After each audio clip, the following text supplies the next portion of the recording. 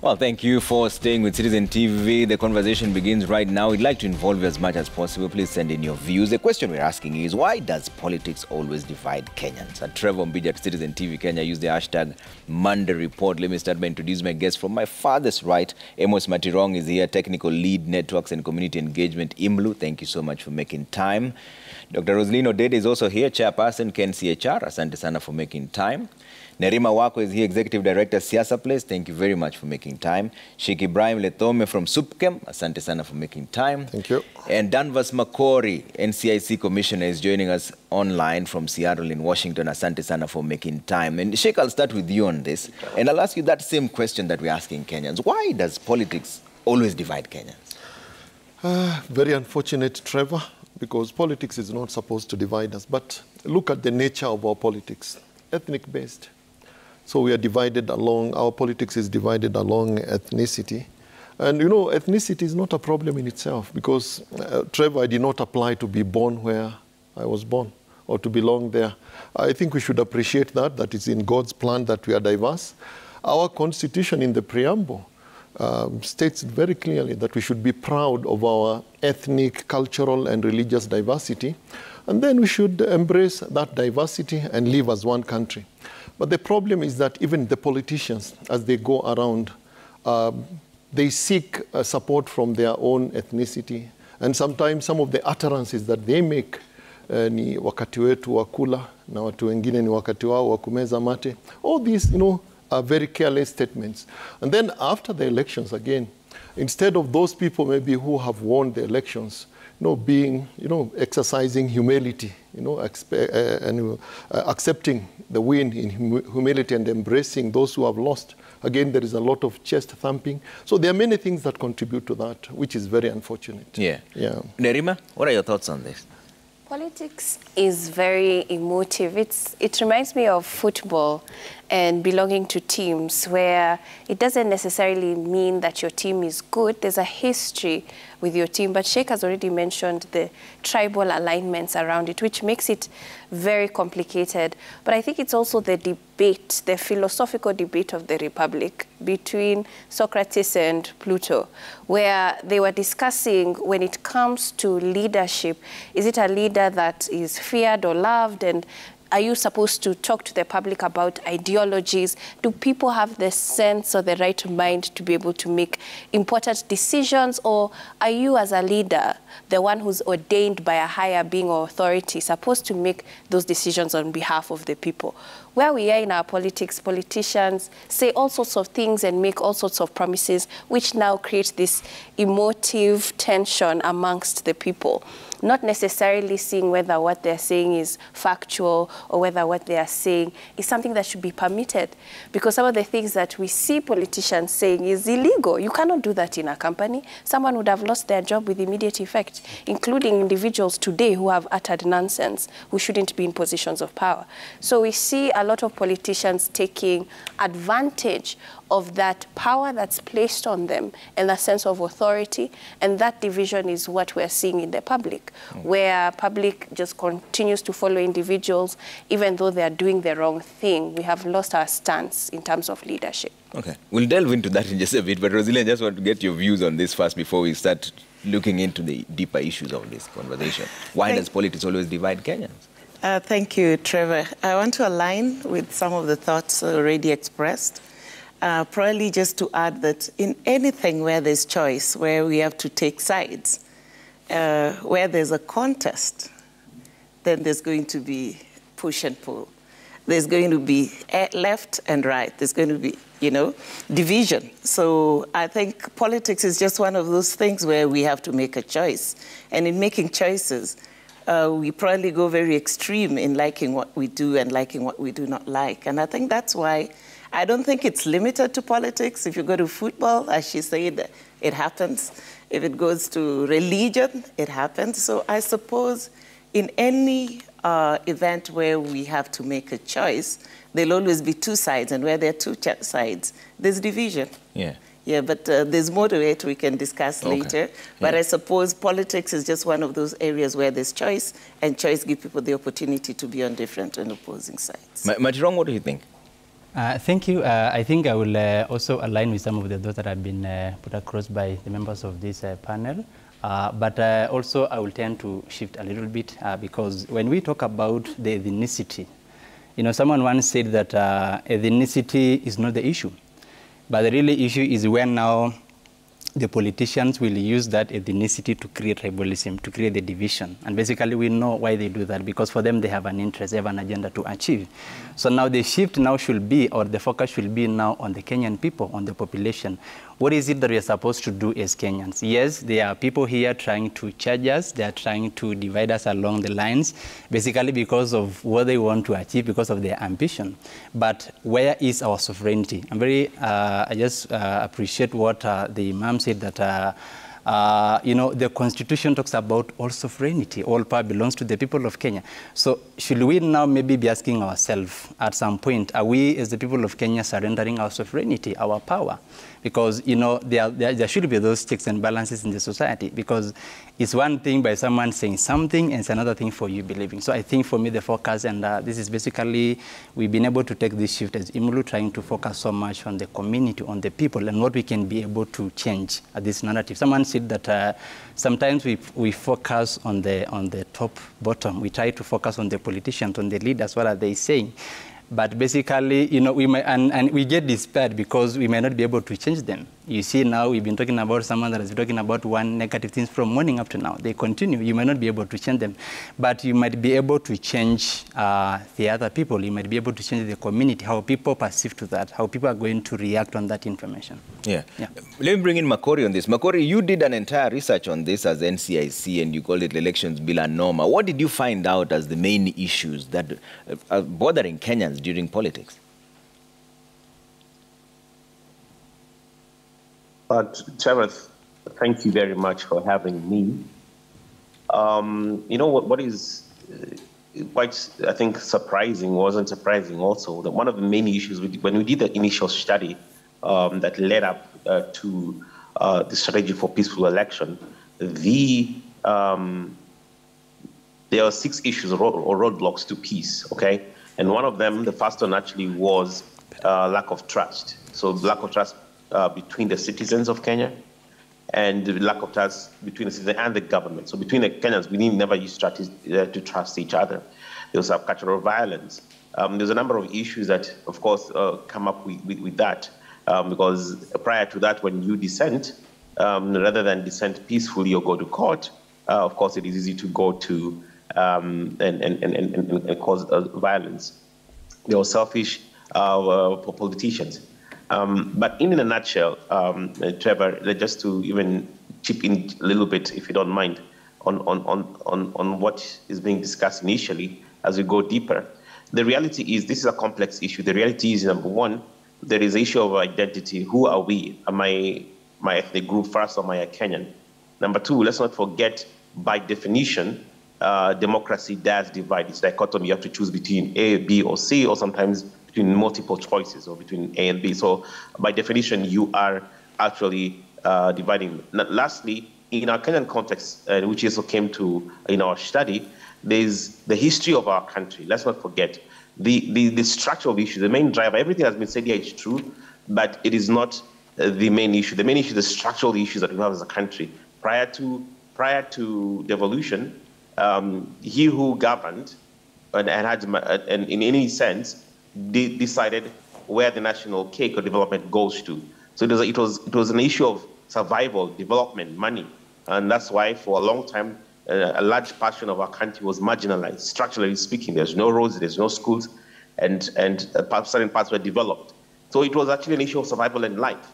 So it isn't just an issue of authenticity, yes, but it was, if you get to power, then your community gets to enjoy certain benefits, and it was the case. And actually, what led to elections violence in 2007, and that's why we were created as a commission, was the unequal distribution of resources, and certain communities feeling they don't belong to this part of the country, therefore they have nothing to lose, therefore they can absolutely just cause chaos. So that was the structural issues that we have as a country, and we had many interventions, and that's why the last elections, historically speaking, were the most peaceful elections we've had as a country.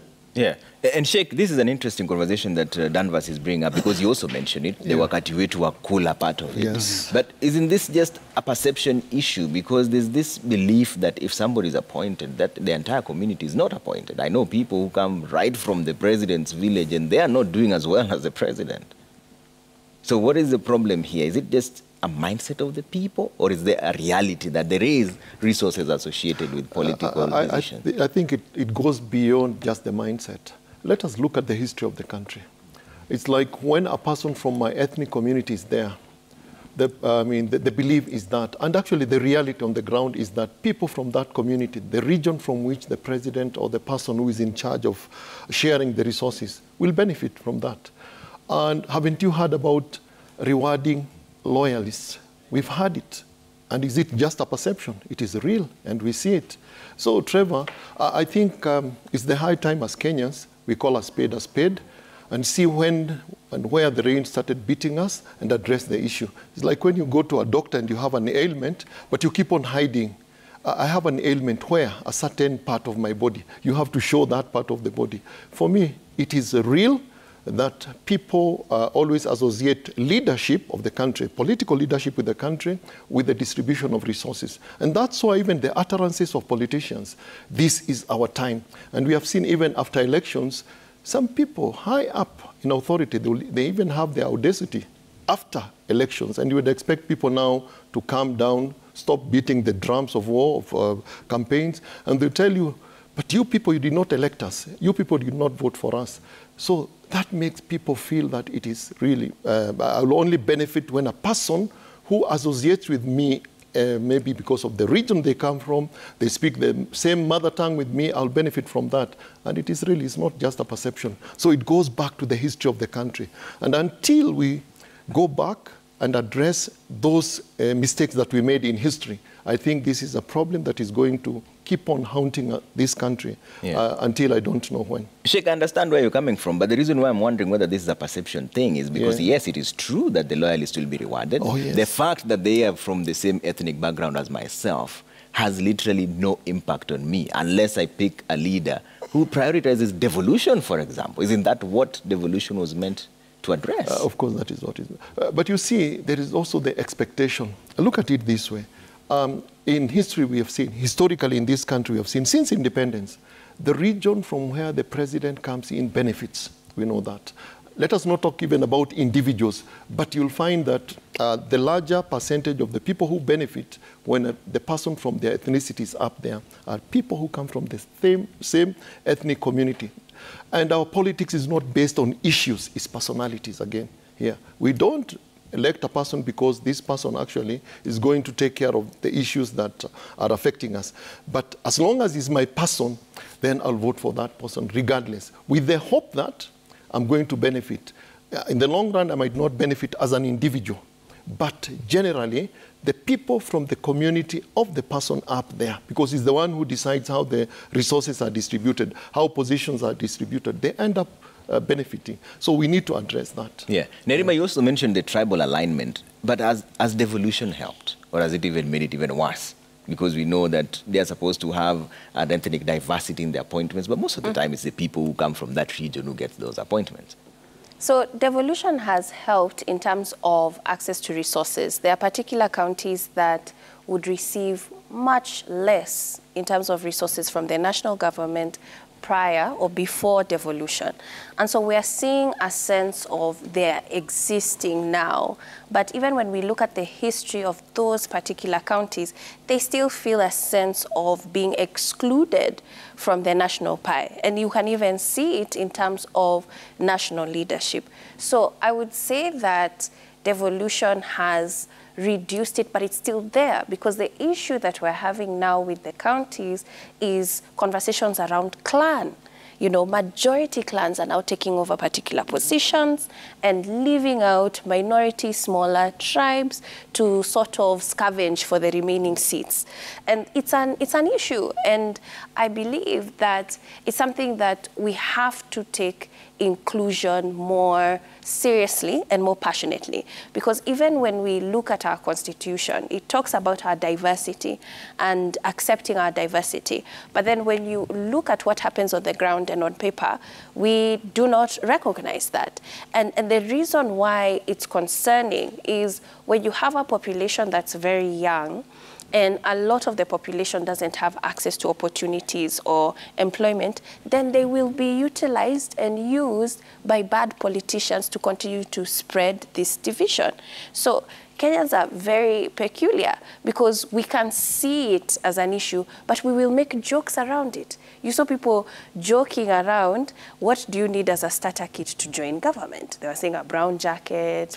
You know, they are stereotypes. So we're basically channeling and spreading these stereotypes about particular tribes and say that you have to be aligned to this particular tribe to be able to receive an appointment. It might look like a joke, but the underlying issue is that people are recognizing that there's a problem with inclusion in our country.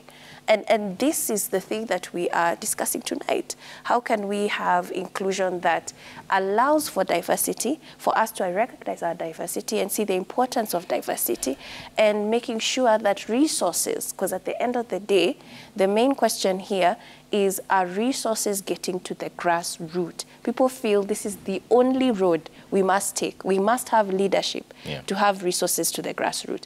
But we need to answer the question, how can we have resources getting to the grassroots without that road not being the only road? Yeah. There has to be other accesses. But is tribalism still an issue for the younger generation like the one you belong to right now? Yes. So interestingly, a lot of youth that we work with would say that tribalism would always come up right before an election.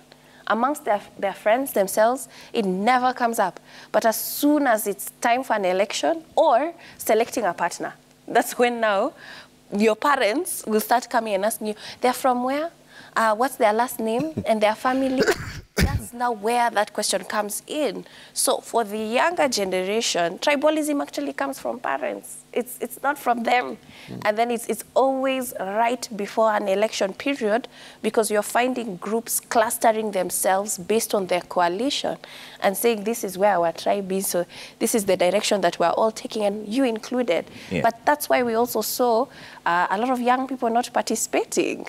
I think it's their method of also rejecting and also saying that I don't have to. We're also seeing a lot of intermarriages happening with that generation, where younger people are choosing partners not based on their tribe. But it's a battle for very many of them. Okay. How much of this is to blame on the population? Because some people allege that the people are the ones who are gullible. Because every single time, and Obama mentioned this even in one of his speeches, he said that our stories are singular, but our destiny is shared. But somehow that never comes up. We all know even right now that the suffering is universal. It doesn't matter where you come from. But when it comes to elections, then now you fall back to your tribal cocoon. Now, Trevor, that's an interesting conversation, and probably not totally right. I don't think we all fall into tribal enclaves. It's probably a narrative that has been generated and built over time. But if you look, say, at the Kenya Kwanza coalition, it is multi-tribal. It has people from across the divide. It has people from everywhere. If you look at the Azimio as well, I mean, we have people from quite a number of regions. So there may be a propensity to identify with your own, so that to a large extent you could say this tribe supports this kind of grouping. But I don't think it is fair or right to just say Kenyans are that gullible to be able not to think for themselves. I think quite a number of Kenyans are able to discern and decide for themselves which way to go. And clearly, democracy is a game of numbers. You're more than us, you get it. And therefore, it's a game of winning over people. And of course, certain people will try and win over their own by saying, let's choose our own, let's choose our people. But what do you do when a candidate, I mean, when you talk about tribes, it makes me wonder, because when you go to a constituency, we have 5 candidates from all the political parties, from across the divide. This is my brother. Are you saying I'm not going to vote him in because he's from the the other side of the political divide, I will vote for him. So that narrative, I think, needs to be tweaked a little as we move forward, because as a Human Rights Commission, we monitored the last election to great extent. And we found that there's a lot more tolerance on the ground. There's a lot more peace on the ground. In fact, our report this time validated peace, the narrative of peace. It's a possibility in our elections. The number of deaths we recorded was 7 vis-a-vis 99 in 2017, for instance. Instances of hate speech reduced, possibly because of the work being done by NCIC. I think they did a good job. The police were more tolerant. So I think these narratives need to be rechecked. I think sometimes we speak too negatively about ourselves so that we forget to congratulate ourselves when we do things right. So there may be divides in the community. That is normal, even between families. We will have tension, we'll have conflict. But I think there is a lot more progress in terms of democracy. There's a lot more maturity in the manner in which people engage and vote. But of course, there's still the group that fails to take interest in the election. There's still the group that thinks elections are a waste of time. It's for those who are interested in politics. So maybe it's building our political ideologies to make people and have stronger political parties that are not shifting. I think in Kenya, again, the problem is political parties are shifting ground. We may not have the same political parties come 2027, and that's something that happens all the time. So we lack identity with our political party. We lack ownership. We lack ideology to identify with. And probably that's where the rain beats us. Okay. Matirong, when you mentioned that people are somehow losing their sovereignty, which belongs to the people according to Article 1 of the Constitution, what did you mean by that? Basically, and I'm just going to agree with my sister here, that you see, if we want to change this narrative, the people are the one to change. The change, you just quoted Obama, we are the people we're waiting for. We have no other people to transform this society. We have no other people to create a Kenya that we want. And the reason why I started by saying that we as IMLU, we are really focusing so much on the people is because everywhere that you find there is violence, there are always those people that are trying to fight it. People that are smart, people that are innovative, and they are even risking their life to fight for what they believe in. I really want to back the point that not every Kenyan is gullible. If you get into this society now interacting with the youth, we have so many of our youth now getting into what we call the social justice centers, because they believe that we should be having a democratic society. We should be having an environment whereby human rights are being upheld. And actually, I agree that if we do a lot of work on the Kenyan people, because one of the ways that have been identified by the people that are in the area of peace building, especially in community and society, is that the way to achieve lasting peace is giving power to the ordinary citizens. Because in everywhere you go, you'll find these very ordinary people, but again, doing extraordinary work. You'll find youth standing for what they believe in. You'll find women speaking about peace. When we went to, because last year we did a lot of work in trying to raise a lot of advocacy and awareness and sensitization on the importance of peace in the community, and also targeting the people, other stakeholders in the election, like the police. And I really agree that this time around, the police really, we had very little instances. Now, running up and during the election, what really happened is that, and that's why the reason why I said ethnicity is not the problem in this country, but it becomes a problem now when some people or some quarters in the society now want to use it, to ride on it to cause conflicts because of their interests. And that's why we should be so much focused on the Kenyans, because the people you're being told to dislike, the person you're being told, this person from this society, is the same person you share a mall with. You line up to buy unga at the same time. The price is the same. Your children play in the field out there. You marry from them. And I agree with you that Kenyans, sometimes we do not have a problem when there is no election. Right now, you can sit with anybody. You can interact in that office, in that mall, in that matatu. You will even stop someone on the way who's not from your tribe to give you a lift and to give you a lift home. You will not speak about that. But where we're having this issue when it comes to election is because sometimes we lose the ball, we lose the focus, and we forget that we are one people. People with the same problems. You see now, if you talk about the social economic issues in this country, everybody, whether you are pro or against which coalition or whatever coalition, we are facing the same issues. So the reason why we should focus so much on the people of Kenya is because we are the people to liberate ourselves out of this. We are the people to know that this is my brother, we complement each other. God made us in different diversity so that we complement each other. There is what maybe this community does better than you. And when we were doing our interaction with the community and community engagement, people are coming out to say that we need to create an environment of interaction. What happened, we used to have what was used to call the Ministry for Culture and National Heritage. I don't know whether we remember it. I don't know whether during the time of Ndimama there was a ministry like that, whereby we create platforms for communities to interact. Because the reason why that is very important, because we build trust.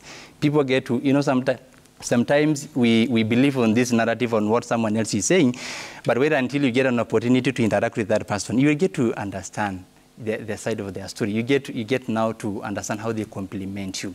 So the focus will be so much on the people of Kenya, and today I was really encouraged when I read one of the stories in our newspapers that what is happening in the north about the issue of cattle rustling, which is also issues that just border issues of conflict and violence, is that it seems that even government are coming to the realization that for you to achieve a lasting solution in terms of building peace and cohesion, whether during the election, whether in the socio-economic issues, you need to put people as the primary stakeholders. You see, right now they're saying that they are volunteering information from the community. The community should come in front and tell them what is happening. And in IMLU, we are pushing one of the reforms that we believe in, which is community policing, well stated in the National Police Act of 2011. And the focus, or the main thing that it talks about is that partnership, that collaboration between the police, creating an environment whereby we can be able to share information. You see now, people understand their context. When you go to a certain county, they understand issues that affect them. They understand political, social, and economic issues. So when we create platforms for communities to discuss this issue, we are able to demystify this issue of hatred, this issue of just, this is not my person, we are in government. I mean, Trevor, if you say right now that people will say that our person should be there, who is buying lesser unga right now because maybe one of their leader is holding a key position in this country? Nobody. Even people price. from where the Minister for Agriculture is coming from. The price of unga is the same. So the reason why we are saying that let us focus on raising awareness, let us focus on creating platforms for Kenyans to interact, to speak out their issues. You see, the person wearing the shoes is the person who knows where it is. So we need to give them an opportunity to speak out these issues because they have solutions. Because some of these problems, we are the one that creates. Makori, and you mentioned this issue of the structural history of government. What were the suggestions of the people when you were talking to them during your interactions with them? What do they prefer? Because you always say that democracy is a right for everybody and it's a right to choose, but sometimes the end result is still contested. Thanks, Trevor. We did our study, the post-election peace assessment, I think a month after the election. It's a month study. And one of the things was to determine the state of peace and cohesion in our country, and then to assess the effectiveness of different strategies that were in place or that people are used. Now, let me just begin by saying this so that I can answer your question more comprehensively. I think we are out of touch to an extent with the reality in the ground as far as how Kenyans feel and what happened during our past election. Because in reality, this was the most peaceful elections according to Kenyans. 91% of Kenyans believed it was peaceful. 89% before the election believed we are cohesive. 85% during that week of the election. And 82% during the time of election, 85% after election. Now, the reality is, and I like what my colleague has said, Madam Chair, the first time in the history of our country, the main issues, actually it was an issue-based election. It wasn't really ethnic. I mean, mobilization was not the issue. It was issue-based. Both the president and the former prime minister really focused on issues that affect Kenyans. Now, when you engaged with Kenyans, of course, now to answer your question, because the central key, the central theme on the election was the economy, what is affecting the economy, high cost of living. And for the Kenyans, especially in marginalized communities, because our study was across the country, in places in northern Kenya, in northeast Kenya, if you look at the inequality, especially structural inequalities that has been historically there, and as much as we're making steps for them, and as my colleague has said from IMLU, you have to address the real issues that have been there for a while. There's no schools in some of these places where there is insecurity. Schools, when you take young people to school instead of engaging in cultural wrestling, of course you decrease it. There's no roads in these places. And so for them, they were asking for these things. They were asking for the certain, sometimes we take it for granted in places like Nairobi or Kisumu or Mombasa, where you have roads everywhere, you have schools, but in far-flung areas in our country, these things are not there. You have network, okay? I can tell you vast areas of our country, there is no net connectivity. But it becomes a security challenge even to report issues because you cannot make calls. So these are basic things for the Kenyans saying, listen, this has to come in place for us. And this cuts across. So it wasn't an ethnic issue anymore. And we have to acknowledge that our country, in our opinion as a commission, the country has moved forward, a step forward from ethnic-based politics to issue-based politics. Okay, and now the issues that affect Kenyans across the board, as has been said, whether it's high cost of living or whether it's deeper issues that are there. So for us to have a cohesive country and for us to have a peaceful country to that extent, certain structural inequalities have to be addressed. And as a commission, we've purposed in a 3-year strategy to end conflict in Kenya, to address structural issues. And because we don't do that, then you'll have negative peace. So it looks like we're okay, but we're not okay. It just takes a trigger for us to descend into chaos and conflict, as we have seen before. So the government right now has to play a key role across the board in how we address development, okay, how resources are shared, how positions are shared, so that is reflective of our country. But more importantly, also to compensate for regions in our country that for years have not been marginalized, communities that have been marginalized, don't feel part of our country. And these communities cut across both political divides. So whether you're in Turkana, whether in Samburu, whether you're in Marsabit, whether in Garissa, whether in Isiolo, it doesn't really matter. The fact is they are affected by these issues. Remember, let me just finish by this point. Remember, years back, if you're in this part of the countries of northern Kenya, they will say, when you go to Kenya, please say hi, because they never felt part of our country. So now we have to make sure that the entire country, the boundaries of the 4 boundaries of our country, the 4 regions of our country, everybody is inclusive. And that is the point I want to make: inclusivity in terms of decision making, inclusivity in terms of governance, inclusivity in terms of resource sharing, and how development is rolled across the board. All right. Let's take a quick break here on the Monday Report. When we come back, I'll take a look at some of your feedback. A lot of it is coming through, and then we focus on the solutions going forward now. How do we ensure there's no negative peace? It's an interesting concept there from Makori, where you're okay, but you're not okay, just waiting for a slight trigger for things to go south. How do we ensure that doesn't happen, and the cohesion and peace is actually permanent? We can count on it. That's a conversation we're having at Trevor Mbija at Citizen TV Kenya. Use the hashtag Monday Report. You're coming back with some of your feedback in just a bit.